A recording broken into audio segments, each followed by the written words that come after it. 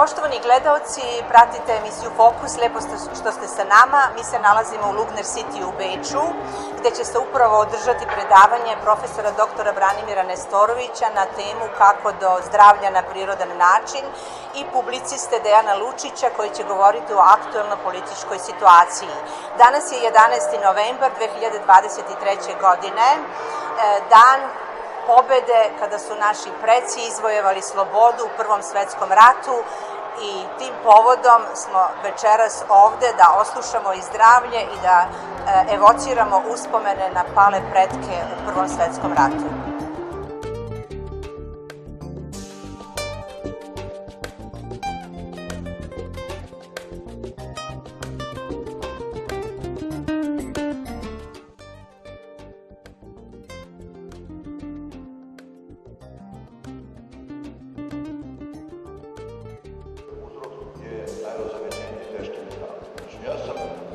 Meni je bilo čudno gledati medicinske knjige i za najveći broj ovih bolesti kaže uzrok bolesti je nepoznat, a onda ima lečenje. Kako lečiš bolest koja ne zna su uzrok? Malo zvuči nelogično, tako da treba da znaš. Kada odeš kod mehaničara, on kaže zapušila se dizno, odpušit ćemo dizno. A onda kažeš ne znamo kako nastaje autoimune bolesti, ali ćemo te lečiti. Kako ćeš to lečiti kad ne znaš uzrok? I onda sam ja počeo malo se muvam tu i u stvari, recimo, sve autoimune bolesti su trovanje teških metala. Praktično sve. Kronova bolest, ulcerozni kolitis, autoimune bolesti, svuda možda nađete velike količine aluminijuma prvenstveno, ali i olova, tako i drugih teških metala, zavisno od sredine, recimo kod nas ima planina dimarsen.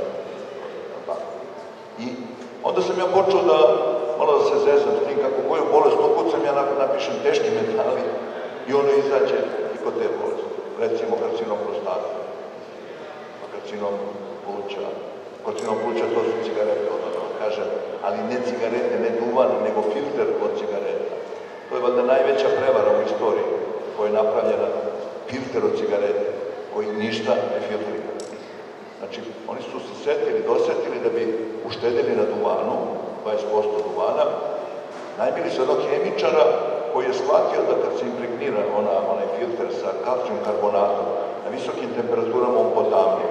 Možda probate, ako nije žal jedne cigare, uzmite cigaretu, zapalite ispod nje upaljač, ona potamnije ako ništa ne gori. Prema tome, filter ne štiti, ali filter je plastika, to je celuloza aceta. On izaziva karcinom pluća. I to se zna. Kad je uveden filter, neke 52. godine, kad su uvedeni filteri za cigarete, učestalost raka pluća je eksplodirala, 9 puta je porasla. Tako da nije duvan, naši su svi pušili duvan, tako svakako, duvan niko nije imao karcinom.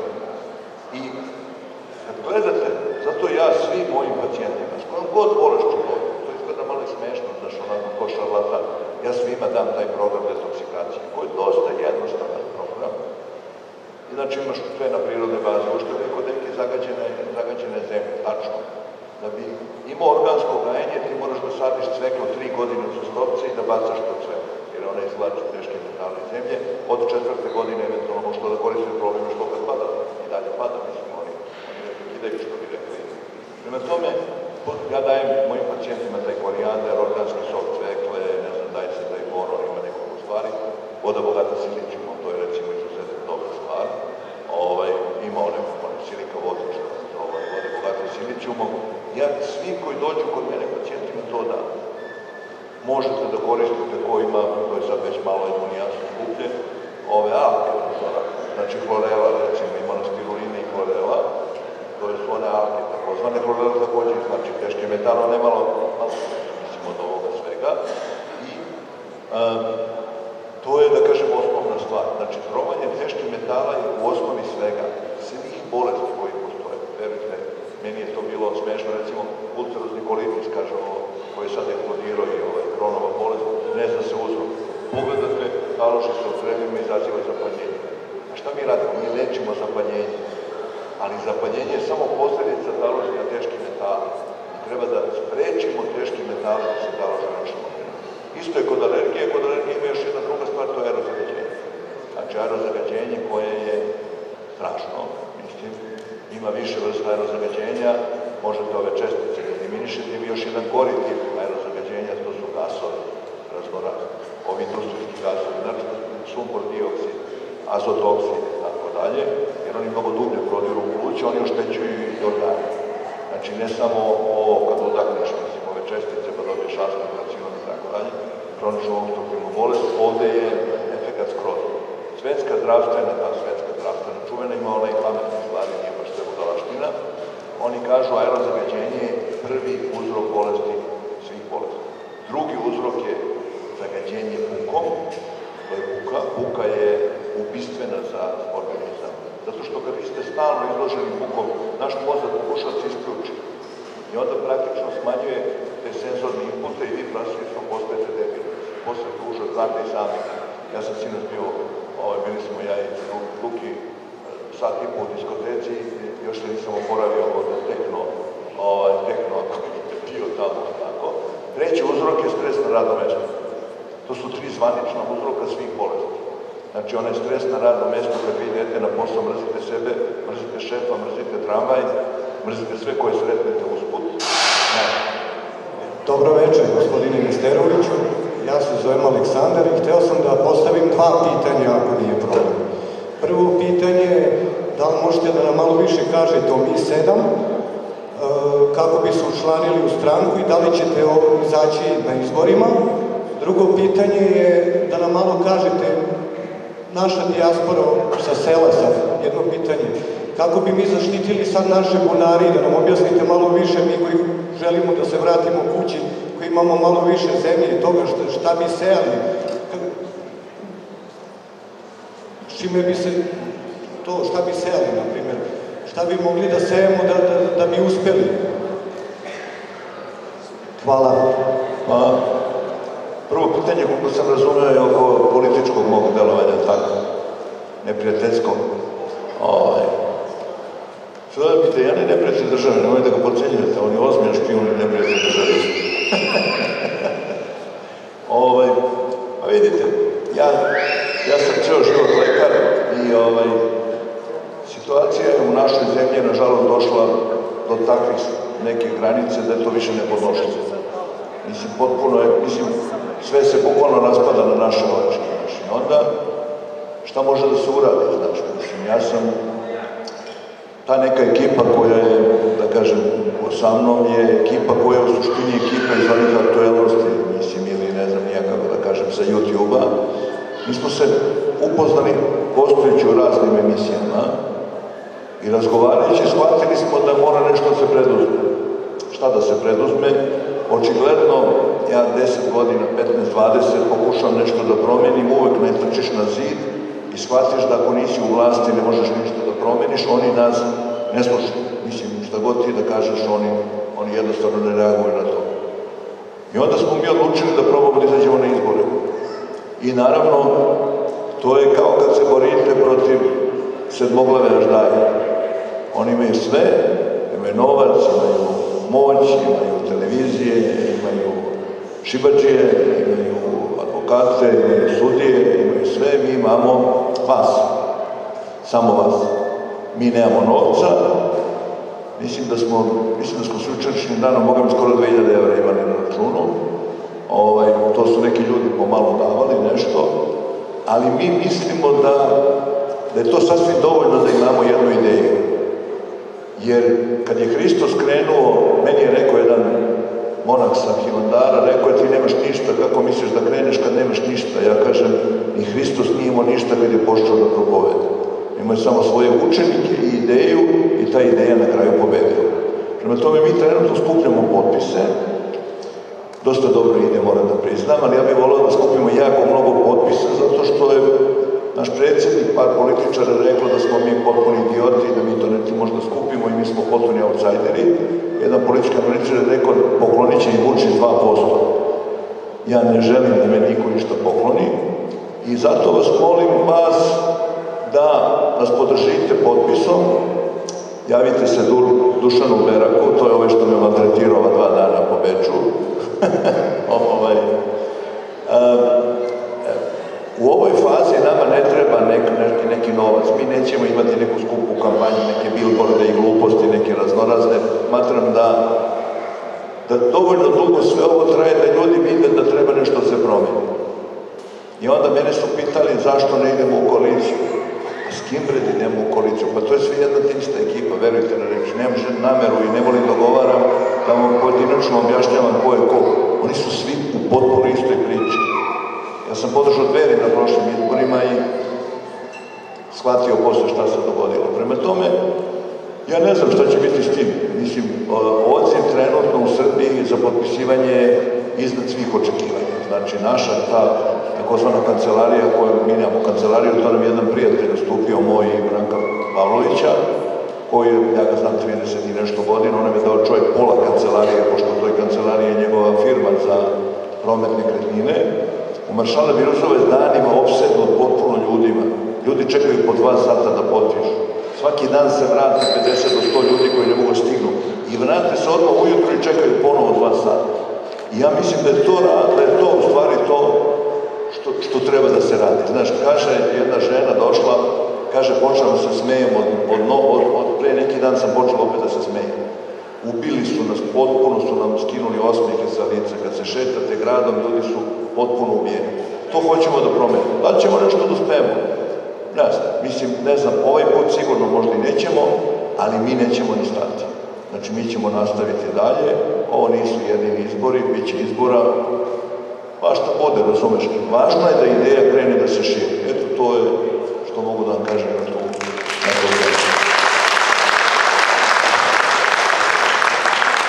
Sad ću ja doktora Nestorovića da pitam.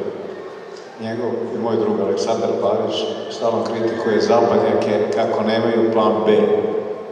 Sad ću ja njega da pitam kakav je vaš plan B ako u februaru Vučić posle izbora u sav srećan došao je na vlast, osvojio ponovo vlast sa punim kapacitetom i kad prođu proslave u februaru u Skupštini iznese predlog da se izvrši normalizacija odnosa sa Kosovom i Metohijom, a onda stavi to na glasanje.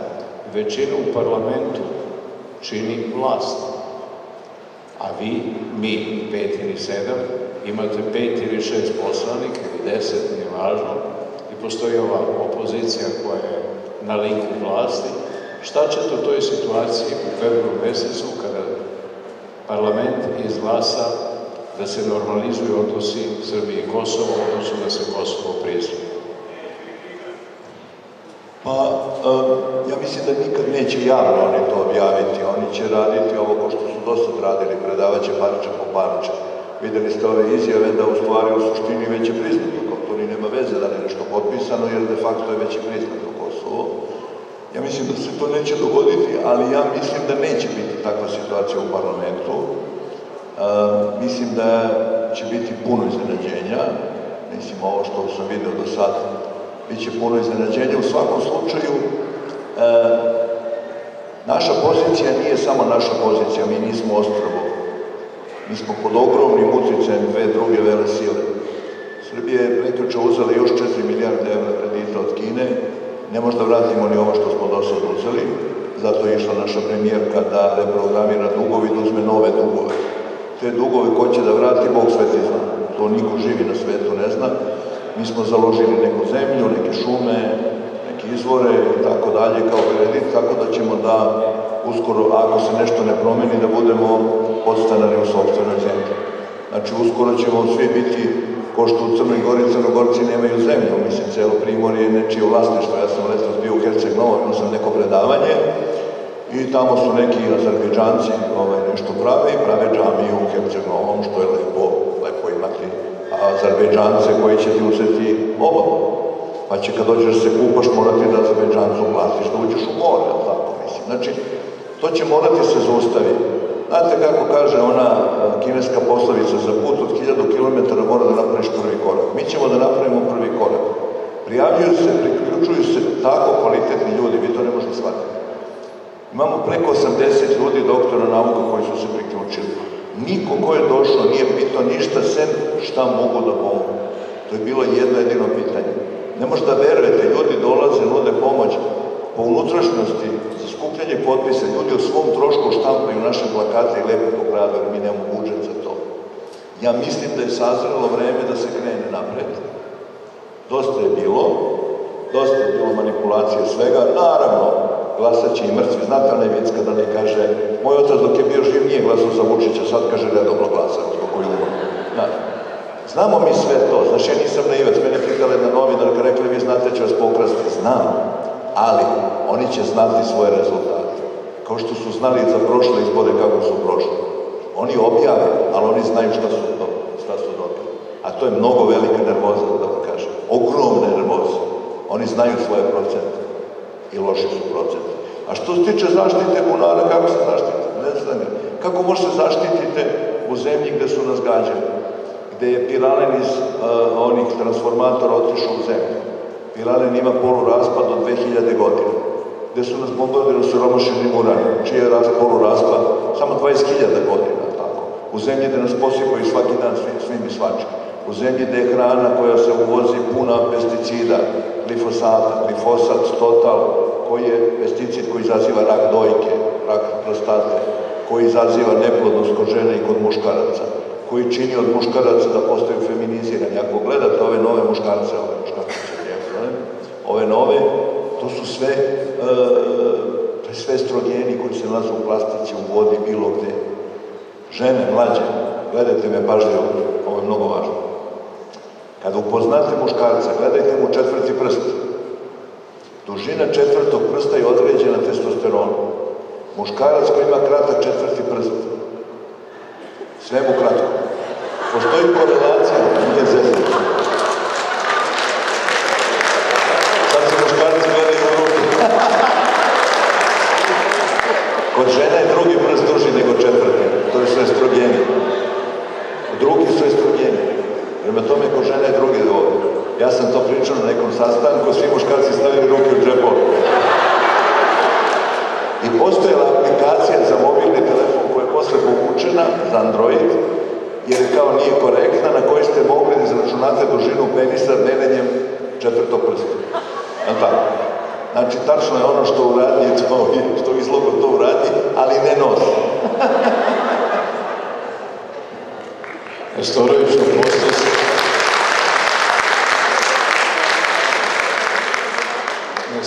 postao si pravi političar. Pitao sam te jedno, došao si do četvrtog prsta i da pričaš za žana. Ali kad ste tako pametni, morate da imate rešenje. Ne postoji problem, postoji rešenje. U zdravstvu postoji rešenje Septer, a u politici postoji rešenje Lučić. Šta treba da se radi? A pošto imate podršku naroda, onda treba da kažete narodu da evidentiraju svako u svome mestu gde se nalazi poslanik Napredne stranke.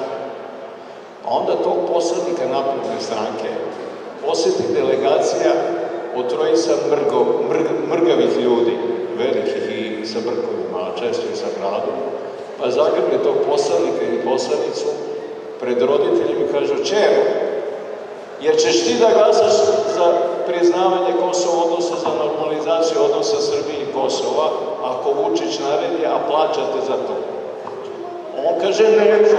Ti ga pozvati, kažeš: "Tata i mama, donesite Bibliju." On jedan brkavi kaže: "Evo je Biblija."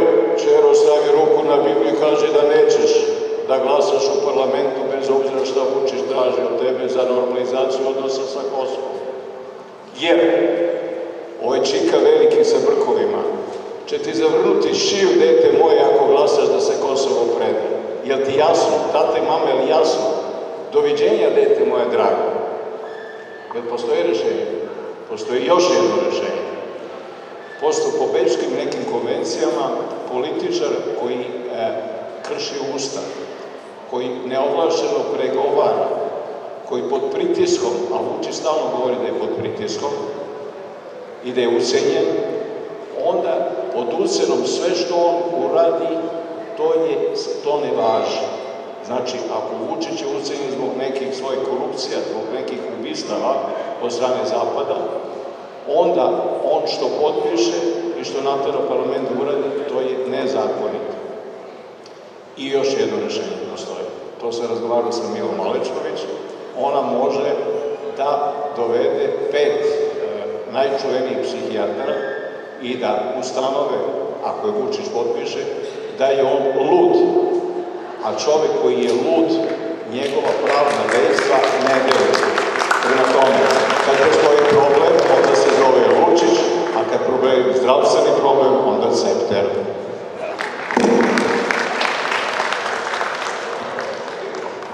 Gospodine Lučiću, velika nam je čast da ste večeras gostovali u Beču na tribini i moje prvo pitanje upućeno vama, kakvi su vam utisci večeras? Bečki. Bečki. Šta to znači? Izbečio sam se da čujem što me pitaju. Je li tako? Jeste zadovoljni sa publikom? Jesam, publika je bilo dosta, postavili su pametna pitanja, mi smo se trudili da odgovorim, profesor Brana Nestorović i ja.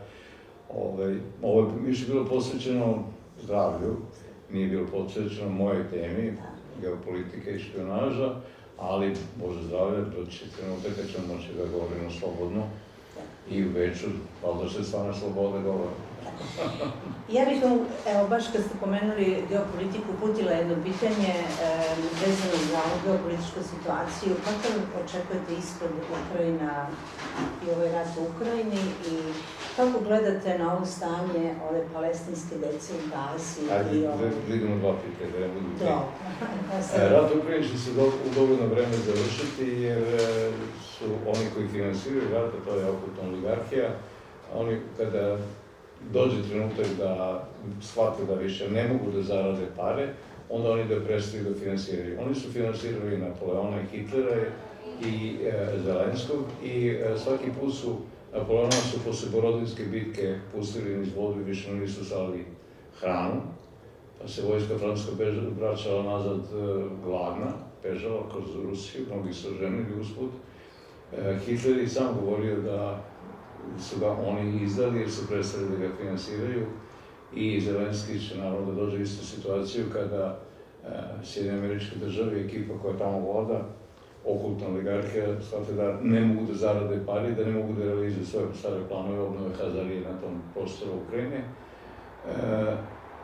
I sada imaju novu igračku, rat u Izraelu, svi oni podupiru Izrael jer Izrael je stvari 51. država, Sjedinjene Američke Država, ali u isto vreme i izraelska dijaspora, vrlo utjecajna u Americi, ne vrlo utjecajna, nego apsolutno,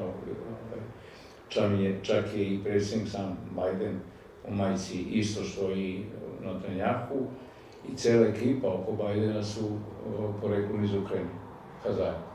Tako da oni će sada da se zabavljaju sa tom igračkom i izvršit će genocid nad Palestincima, palestinskom decom. Oni naravno neće da odgovaraju za taj genocid, ali će izgubiti oreal mučenika i faktički su pucali sebi u nogu jer oni su imali apsolutni utjecaj u svijetu oko toga što je 6 miliona njihovih ljudi ubijeno, ali posjetit ćemo se da je 27 miliona sovjetskih građana bilo ubijeno, da je 35 miliona Kineza bilo ubijeno, pa nisu mogli da mašu i da kažu ne smete da pričate protiv Rusa zato što smo imali 27 miliona i mi smo vas oslobodili od Nemaca. To Hitlera su finansirali bankari sa Wall Streeta i City. I nije on se sušteno stvorio. Da se samo vratimo na stanje u našoj zemlji, kako se uzdignuti od partijskih interesa i gledati nacionalni interes i šta očekujete od ovih izglasa? Mi smo okupirana zemlja, gruba okupacija je na Kosovu, blaga okupacija je na teritoriji Srbije. Mi imamo vladare od davnine, nije to novo počelo, od kralja Aleksandra koji nam je doveden, a preko Tita i onda se to bilo, to su bile produžene ruke nekih zapadnih interesa koji su sprovodili ono što su želeli od nas, sprovodili su deserbizaciju, evo, svi Srbi pišu lotenice, mogli smo zvačene nagrade, niko nije se napisao svoje ime i prezime nazvu. Proces uništavanja Srbije je pri kraju, mi nemamo pravosuđe, mi nemamo školski sistem, mi nemamo zdravstveni sistem. Šta god pokrenete, sve je uništeno, državom vladaju ne poluidioti, nego idioti.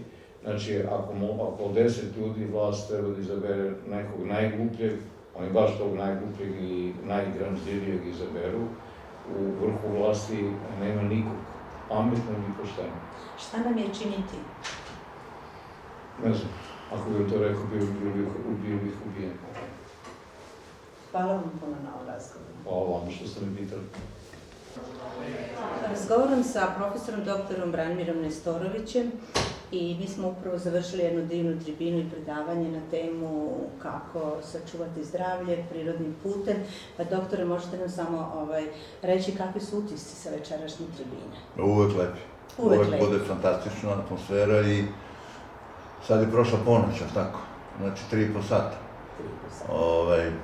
Kako kaže Đorđe Balašević, mi smo bolje svirali no što smo bili plaćeni.